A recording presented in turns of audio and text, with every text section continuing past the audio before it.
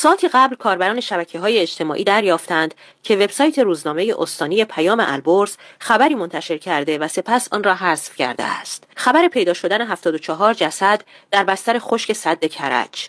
در یکی از بخش‌های این گزارش روزنامه پیام سپیدار که علیرغم انتشار و پخش در روز گذشته اکنون از وبسایت آن حذف شده آمده است از زمان آغاز روند خشک شدن سد تا شهریور 1404 74 پیکر مجهول الهویه در بستر این سد کشف شده است. پیکرهایی که عمدتاً با دست و پای بسته و در پوشش‌هایی همچون پلاستیک، فرش و یا موکت در این سد رها شده بودند که تاکنون مقام‌های قضایی و امنیتی درباره هویت و علل مرگ آنها اطلاع رسانی نکردند. گفتنی است در اعتراضات سراسری دست کم 10 سال گذشته همواره معترضانی مفقود شدند که هیچ اطلاع رسانی درباره آنها نشده، اما شایعه رها کردن آنها در سدها و یا رودخانه‌ها مطرح بوده.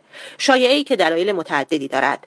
ارشاد رحمانیان روز 26 آبان 1398 در زمان اعتراضات خیابانی به خیابان رفت و کمتر از 1 ماه بعد پیکر او با جمجمه سوراخ، دندان و استخوان‌های شکسته در حاشیه سد گاران در نزدیکی شهر مریوان پیدا شد. و یا در مورد دیگر پیکر 27 تن از معترضان توسط غواص مشهور کرمانشاهی بهمن پرورش از پشت سد کشف شده است.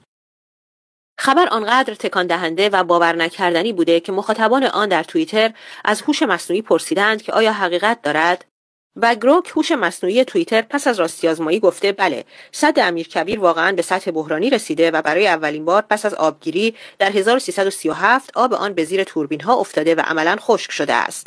طبق گزارش‌های رسمی و رسانه‌ای مانند تصنیم و مهر، روزنامه پیام سپیدار از کشف 74 پیکر مجهول الهویه در بستر خشک خبر داده که بیشترشان دست و پا بسته و در پوشش‌های مانند پلاستیک رها شده بودند. مقامات قضایی سکوت کردند، اما این با شایعات مفقودان اعتراضات گذشته همخوانی دارد و گزارش از سایت روزنامه حذف شده.